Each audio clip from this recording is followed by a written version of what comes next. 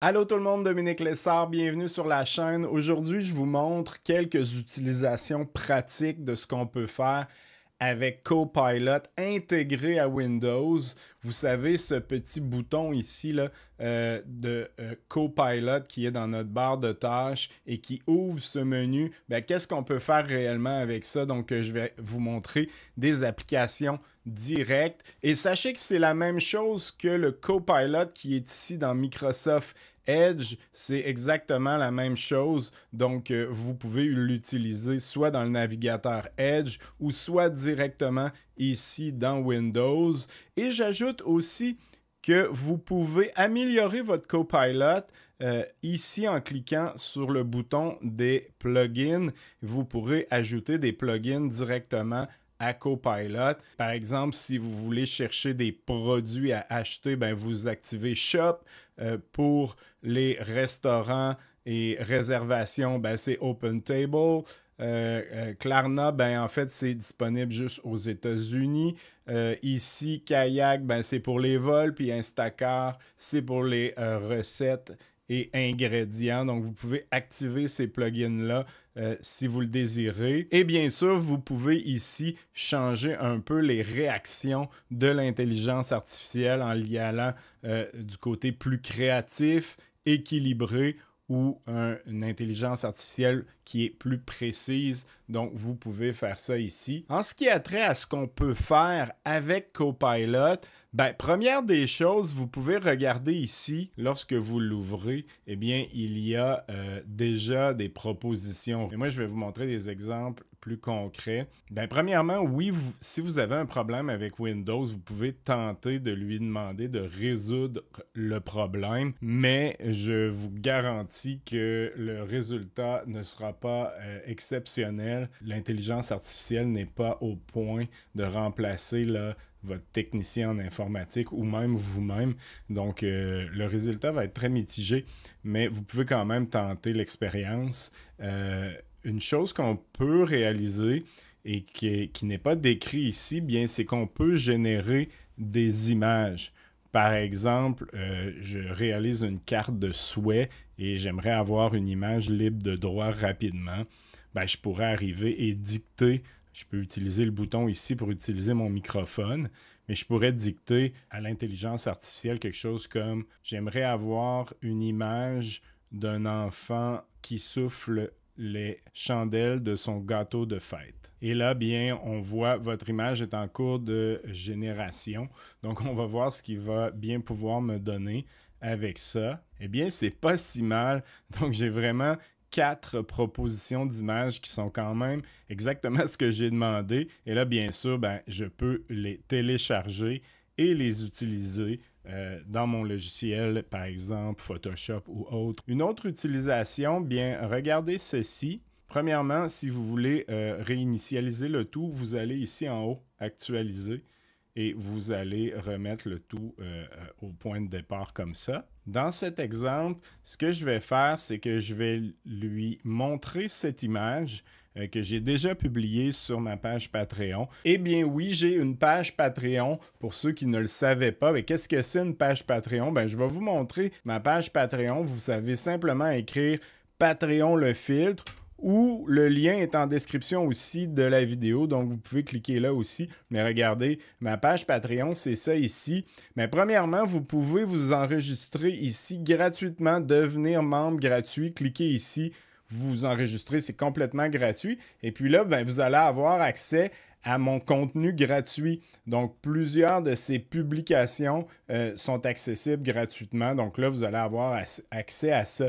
Mais si vous voulez avoir accès à plus de contenu, vous pouvez vous abonner. J'ai mis en place différents forfaits selon les budgets et chaque forfait vous donne accès à différents contenus. Par exemple, ici, un forfait à 3 $ canadiens en passant par mois, ça vous donne accès au contenu textuel. Par exemple, Le Monde en 1000 habitants, l'image qu'on a vue précédemment, vous pourrez accéder à cet article parce que c'est un article textuel. Donc, le premier forfait article textuel.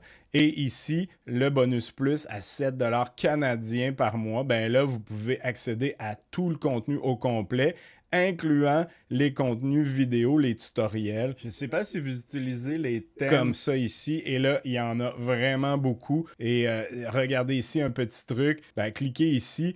En payant à l'année, vous économisez 10%. Vous regarderez ça. Je vous remercie d'avance pour ceux qui vont accéder au contenu. Vous allez voir, c'est vraiment intéressant. Donc voilà, merci beaucoup. Qui est en anglais. C'est une image assez compliquée à comprendre parce qu'il n'y a pas beaucoup de texte. On voit en fait la répartition du monde s'il y avait 1000 personnes sur Terre, où seraient disposés les gens. Donc, je vais lui montrer, je vais lui demander d'analyser cette image, de me l'expliquer en français. Donc, ce que je vais faire, c'est que je vais aller ici, ajouter une image. Je clique et je vais lui demander, voici une image, peux-tu l'analyser et la résumer pour moi en français? On va voir ce qu'il va faire avec ça. Et voilà, il commence à générer le contenu.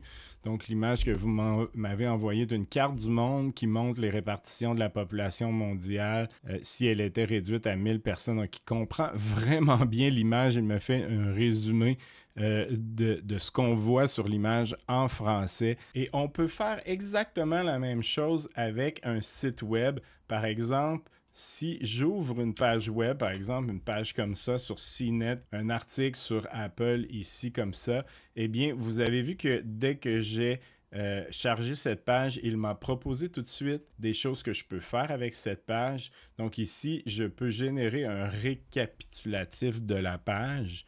Donc, je peux lui demander un résumé directement de cette page. Je dois bien sûr autoriser les réponses provenant de Microsoft Edge. Ici, donc, je vais l'autoriser. Et voilà, vous avez le résumé en français d'une page en anglais. Maintenant, je vais rafraîchir tout ça. Je peux bien sûr lui demander de faire des opérations simples sur mon système. Par exemple, je peux lui demander activer le mode ne pas déranger. Eh bien, il va directement accéder au mode et vous pouvez cliquer sur oui pour l'activer directement à partir d'ici. Autre chose très utile que vous pouvez faire avec Copilot intégré à Windows, c'est lui demander de travailler sur des données qu'on lui propose. Par exemple, ici, je vais lui demander voici une liste de noms, prénoms et numéros de téléphone et j'aimerais que tu crées un tableau Excel avec 3 colonnes, une pour le nom, une pour le prénom, une pour le numéro de téléphone. On va voir ce qu'il va faire avec ça. Et voilà, il me crée exactement ce que je lui ai demandé.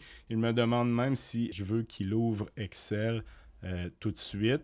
Et une fois que je vais avoir ce tableau, bien, tout ce qui va rester à faire, c'est de le copier ici et de le coller directement dans Excel. Donc, il a créé le petit tableau que je lui ai demandé. Donc, ça, c'est aussi une façon de sauver du temps avec Copilot. Ce que je peux faire aussi, finalement, c'est de lui demander, par exemple, de tenter de me traduire une image. Donc, par exemple, si j'ai une image comme ça ici, eh bien, on va pouvoir lui demander de lire ça et de le traduire. Donc, même principe que tout à l'heure, on y envoie l'image et on lui demande de traduire le texte de l'image.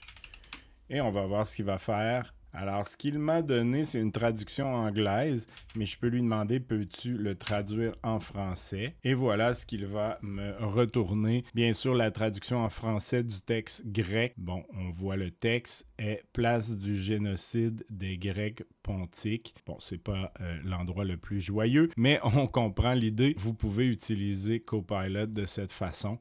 Donc, c'est une autre façon de l'utiliser. Et là, bien, j'en conviens, c'est une utilisation qui est quand même de base de l'intelligence artificielle intégrée à Windows et c'est normal puisque le PRE sur l'icône, c'est pour Preview ou c'est une prévisualisation, pré-utilisation de Copilot. Mais si vous aimeriez en apprendre davantage, par exemple sur Microsoft Edge, regardez cette vidéo où je vous parle pourquoi j'utilise maintenant Microsoft Edge comme navigateur principal. Donc voilà, on se revoit dans une prochaine vidéo.